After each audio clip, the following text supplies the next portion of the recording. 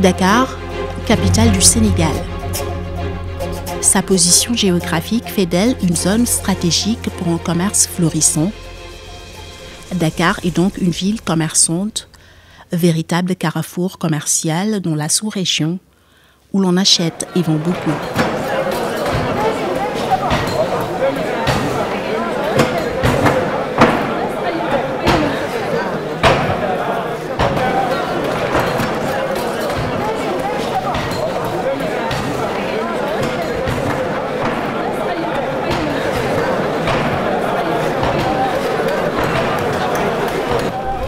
Cependant, l'absence de réglementation et le manque d'emploi ont favorisé une occupation anarchique de ces lieux de commerce.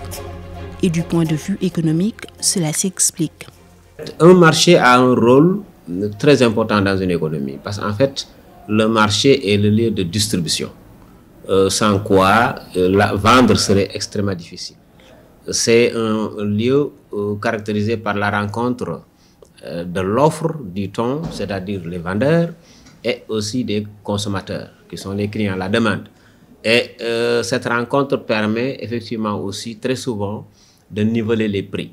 De chiffres, peut-être 60% de nos concitoyens, 70% de nos concitoyens qui sont dans des moyens de revenus assez faibles, disons. Et c'est ce qui explique d'ailleurs qu'autour de ces marchés, il y a des ventes à la sauvette. Ce qui explique qu'effectivement, il y a ce qu'on appelle le micro-détail. C'est à ce niveau de marché-là que vous allez trouver de petits bol-bol qui vont vendre des sachets de 10 francs, des sachets de 25 francs. Pour dire que ces marchés sont peut-être aussi pour une certaine catégorie de population qui ne sont pas très bien quand même dans leurs revenus et qui, aux alentours de ces marchés-là, trouvent le bon ou le mauvais produit, mais en tout cas trouvent à peu près le produit idéal pour quand même une consommation par rapport en tout cas à leur niveau de revenu. Il y a un problème d'emploi qui se pose, le chômage est endémique, les gens sont fatigués, tous ceux qui font de l'exode rural sont obligés d'être sur ce marché-là, ils n'ont pas autre chose à faire. Au Sénégal, le chômage est une réalité et la pauvreté gagne du terrain. L'auto-emploi est devenu du coup un moyen de s'en sortir. Il y a à considérer que l'essentiel de ces ventes à la sauvette-là sont quand même des ventes avec de petits prix. De petits prix qui font forcément de petits bénéfices. Mais si on regarde le roulement des stocks, on se rend compte qu'effectivement, ils peuvent vendre beaucoup, certes avec un petit bénéfice, mais au soir de chaque vente, je crois qu'ils se retrouvent avec un bénéfice assez moyen, en tout cas capable de fructifier leur business. Et c'est ça qui maintient peut-être encore beaucoup de personnes sur ce marché-là. Mais cela n'est pas sans conséquence. Dans cette enquête que nous avons menée, 3 marchés ont attiré notre attention. HLM, Sandaga et Castor. Cap sur le dernier cité. Ici, l'occupation anarchique hante le sommeil des riverains. On ne vit pas, pour dire vrai, parce qu'on est confronté à d'énormes difficultés. Le marché devait être un avantage pour la population, mais vraiment, tel n'est pas le cas. Il occupe la voirie, il occupe les routes, comme on a toujours l'habitude de dire. Les goudrons coûtent cher. Mais financer beaucoup d'argent pour construire des routes, goudronner des routes, et puis laisser ça à la merci des commerçants qui occupent la route, en même temps la voirie. Tu n'as même pas là où garer ta voiture. Quand tu as urgence, tu n'es pas sorti de chez toi. Ça, c'est vraiment quelque chose qu'on ne peut pas vivre avec. On n'a pas de problème avec les marchands ni les commerçants. Mais le problème, c'est notre cadre de vie. Le marché pouvait bien être dans la cité. On vit avec et ça reste dans les limites du marché. Un cadre de vie adéquat, c'est ce qui motive le combat de Ibrahim Attal depuis belle lurette. Ce natif de Castor a entrepris plusieurs démarches dans ce sens. Mais dans ce combat, l'autorité locale semble briller par son absence. Après quelques tentatives, le maire de cette localité a tourné le dos à ses administrés. laissant ainsi ceux qui occupent les voies et devantures de maisons de façon illégale dicter leurs lois, selon toujours notre interlocuteur. Chaque fois que la population se rebelle, mais bon, automatiquement, il réagit pour une fois, deux fois. Riverains et propriétaires de magasins s'attellent alors à libérer leurs propriétés. Ils se sont organisés pour venir à bout de ce fléau. On a même créé une comité ad hoc avec tous les impactés. Notre cité, la cité géographie avec les Maha, Aziz et Sori, et la cité GIA aussi, toutes les cités qui sont aux alentours du marché. On s'est mis en bloc. On est allé voir toutes les autorités politiques et religieuses du quartier parce qu'on est jeunes, mais on parle sous le contrôle de la population. C'est nous qui avons invité le ministre à venir. Même lui, il a été convié. Le ministre n'a pas été reçu à la mairie. Il a été reçu dans notre siège avec toutes les règles d'art. Vraiment, le ministre était là-bas, le sous-préfet était là-bas, le maire lui-même était là-bas et le commissaire même. On a soulevé tous les problèmes. Le ministre a tout dégagé. Mais la tâche n'est pas facile. Ces populations se heurtent au refus catégorique de ceux qui ont choisi d'évoluer dans l'illégalité.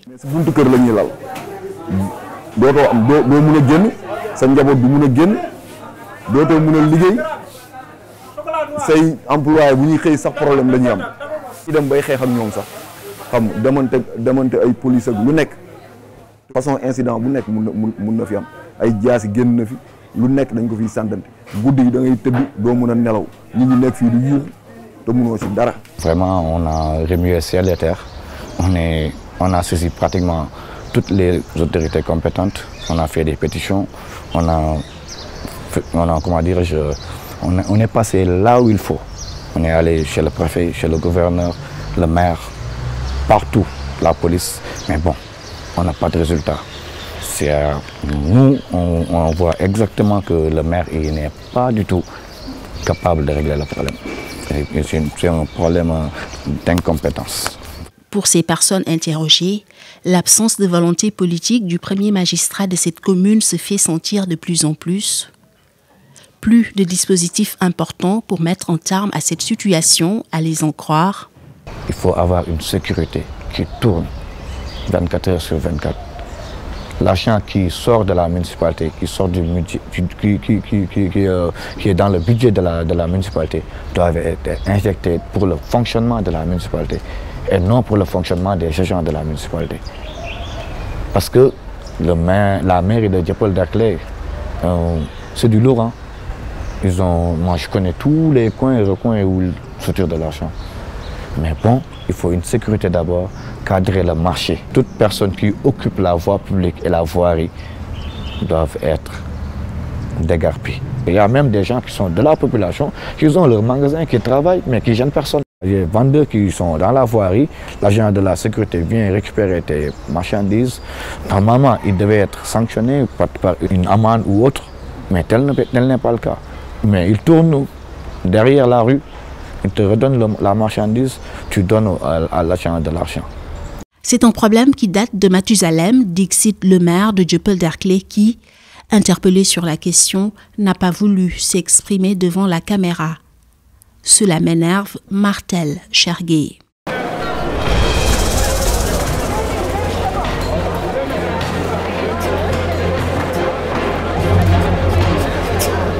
Après Castor, intéressons-nous au marché HLM. Ici, la recherche de ressources financières a fini d'installer le désordre dans ce lieu de commerce. Problème bu ñu gën a am nag mooy foire bii di rey marché bi Korité ak Tabaski maire bu ñu gën a soxla mooy maire boo xam ne bu ñëwee rey foire bi ba foire dootul am ci marché bi commerçant yi gis seen bopp ci marché bi ndax boo xoolee marché HLM nu mu toll mën naa la wax ne plus de 100 000 cantines fii. facture courant yi ñëw fii waa marché bi di ko fay TVA buy dugg ci mairie bi rek mën naa yor marché bi. Du marché HLM, nous nous rendons au marché Sandaga, un vieux marché qui a été démoli pour être rénové. Celui-ci était quasiment tombé en ruine à en croire des personnes rencontrées. Les commerçants qui s'étaient établis sur les lieux ont pour la plupart été reclasés au champ de course, mais pour eux, le problème reste entier. Ce qui nous pose problème, tout est ralenti. Je prends l'exemple du marché de Sandaga, qui a été déguerpi depuis le mois d'août 2020, qui sont tous dans ce site qui est tout présent, champ de course.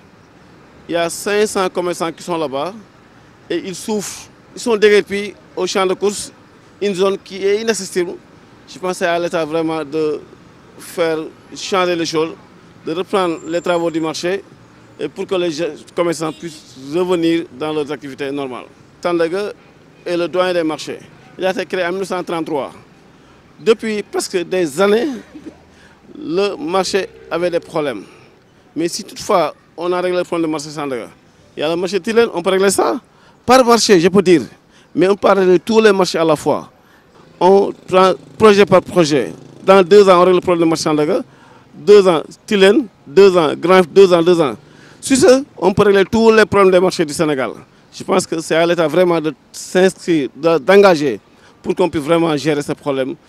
Parce que sans le commerce, le pays ne va pas marcher. C'est le commerce qui est le moteur phare qui peut faire changer les choses. Dans notre organisation, nous avons les commerçants, des marchands tabliers, des marchands ambulants et d'autres acteurs du secteur informel. C'est un phénomène qui est là depuis des années, qui fait souffrir quand même. Je ne peux pas dire souffrir, hein, qui est un problème quand même que l'État doit corriger. Je suis entièrement d'accord. Mais avec organisation et méthode. Mais pour organiser les choses, il faut impliquer les gens qui sont dans le secteur. Mais il lance un appel aux acteurs du secteur informel de répondre, si toutefois l'État a fait un appel, dépendre à l'appel de l'État pour ensemble organiser le secteur de la voie publique. Je pense qu'avec l'implication des acteurs, tout peut changer. Mais l'occupation de la voie publique, ce n'est pas Dakar seulement, c'est partout au Sénégal. Sans l'occupation publique, le pays ne va pas marcher. Parce que les gens doivent manger, les gens doivent nourrir. Il y a lieu de s'interroger sur la pertinence de procéder à la rénovation des marchés au Sénégal. Il faut reconnaître aujourd'hui une typologie des marchés. Il y a les marchés classiques, du genre il faut que les gens se rencontrent pour acheter ou pour vendre. Mais je voudrais seulement aussi signaler qu'il y a aujourd'hui des marchés virtuels avec le e-commerce, mais il y a aussi les marchés modernes comme les supermarchés et les supérettes. Maintenant, si on prend les marchés classiques du genre HLM, Tilène ou marché Gueule Tapée, on se rend compte qu'effectivement, là-bas, il y a beaucoup plus quand même de population, mais d'une catégorie de moins revenus. Voilà, ce sont peut-être des marchés qui sont fréquentés par presque effectivement 60%, 70% de la population, mais en général ce sont des gens qui n'ont pas trop les moyens, qui ne sont pas de cadre supérieur, c'est très rare, parce que ces gens-là sont aujourd'hui sur d'autres marchés plus modernes comme les supermarchés. Donc ça fait que effectivement c'est un milieu très sénégalais où la caractéristique c'est le wahale. C'est-à-dire, c'est donc ce qui n'est pas permis ailleurs. Et donc, c'est peut-être caractéristique-là culturelle de ces marchés-là continue d'en faire un lieu privilégié de beaucoup d'acheteurs sénégalais parce qu'en fait, ils se retrouvent dans leur culture. La sécurité, un aspect primordial dans ce travail. Les normes de sécurité sont-elles respectées dans la construction de ces lieux de commerce? Élément de réponse avec cet expert en sécurité. Lorsque vous faites un tour dans les différents marchés de Dakar et un peu partout au Sénégal, vous allez voir une nette différence entre ce qui se trouve dans les textes et ce qui se fait tous les jours. Donc, je ne pense pas qu'un marché ici au Sénégal soit conforme, en tout cas, aux dispositions réglementaires. Parce qu'il y a des occupations anarchiques.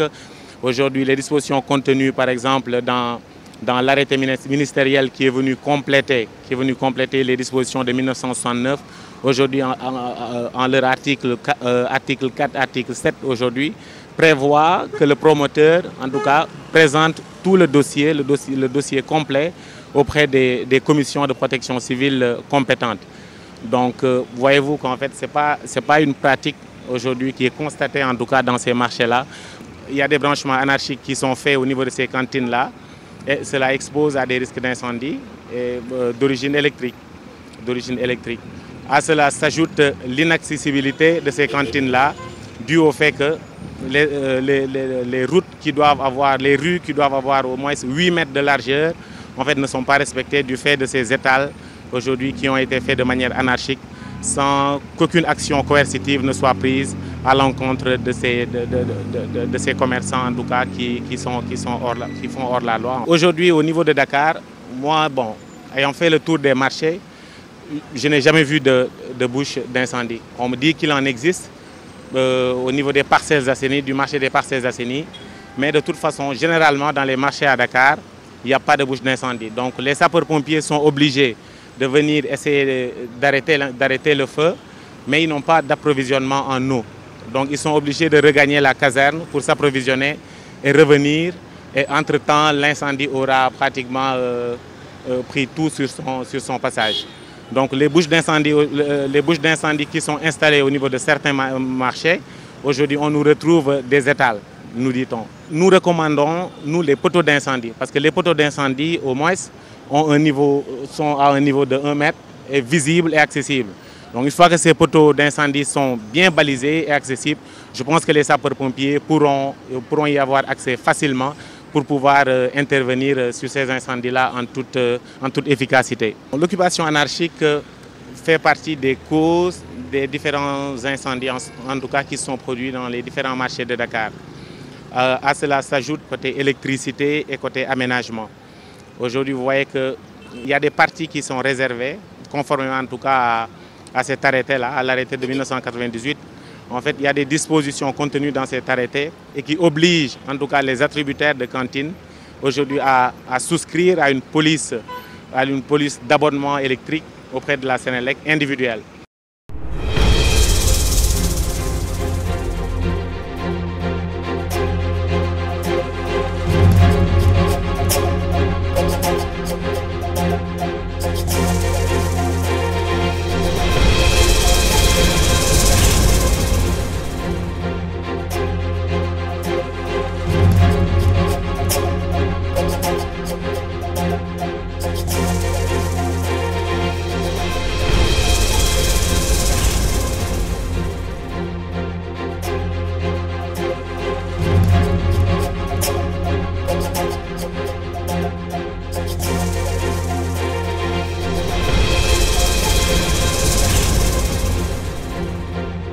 L'idée de rénover les marchés se développe davantage. À la mairie de Fass Gueule Tapée Colobane, la décision a été prise. À Dakar, il a été répertorié 86 ou 87 marchés qui ont besoin d'une modernisation. Ce n'est pas de la rénovation, c'est vraiment à démolir et repartir sur autre chose. Nous, on a un projet, donc c'est une petite goutte d'eau dans la mare, mais c'est déjà une goutte qui est bienvenue. Parce qu'aujourd'hui, nous, on fait le marché, on fait tripler sa capacité. On était à 900 commerçants. Aujourd'hui, on a 2500 cantines et 600 tabliers. Donc la capacité, elle est triplée. Et derrière, ça permet de résorber une partie des ambulants, en tout cas du quartier. Au niveau de l'accessibilité, moi, autour de la question, j'entends aussi la commodité, parce que ces bâtiments sont dotés d'ascenseurs. On a des escaliers, des escalators, des ascenseurs, tout ce qu'il faut pour permettre que même nos grands-mères puissent monter en étage pour aller voir ce qui se passe. Et derrière, il ne faut pas perdre de vue aussi que les commerçants, beaucoup de ces commerçants voyagent énormément. Ils savent ce que c'est que de faire son commerce dans un centre commercial. Et moi, je n'ai aucun doute sur le fait que ces bâtiments vont être bien utilisés. D'autant plus qu'aujourd'hui, on a, pour ne pas le citer, Ciplaza qui fonctionne très bien. On a les magasins qui commencent à arriver aujourd'hui, Auchan et d'autres. C'est des Sénégalais qui y travaillent. Tout est organisé et propre. Donc ces marchés-là, bon, continuent à être comme ça parce qu'on ne nous a pas montré d'autres modèles, tout simplement. Donc si on démarre avec des projets comme ça, à montrer c'est une évolution nécessaire. Aujourd'hui, on est au XXIe siècle. On ne peut plus se permettre de continuer comme ça à faire notre commerce dans des infrastructures de ce type. Moi, j'ai un peu voyagé en Afrique, pas beaucoup. J'ai fait 2-3 pays et je me dis, mince, au Sénégal, on est tellement en avance sur beaucoup de choses. pourquoi pas les marchés? On ne peut pas continuer à avoir peur de bouleverser les habitudes pour que les choses changent. Une campagne de communication est en vue pour inciter les Sénégalais à adopter ce projet. Kéréli s'inscrit dans cette mouvance-là et la communication aide à accepter ce qu'on propose. Ça a été difficile au départ d'avoir l'adhésion des populations autour de ce projet-là. Le centre commercial, sans en avoir peur, est une solution pour régler ce problème de l'encombrement de nos trottoirs, de la gêne occasionnée par le phénomène des ambulants. Je pense qu'il ne faut pas avoir peur de dire que ça va régler le problème. Je ne dis pas que c'est ce centre commercial qui va le régler, mais l'idée de faire le commerce en hauteur va nous emmener à régler ces problèmes-là.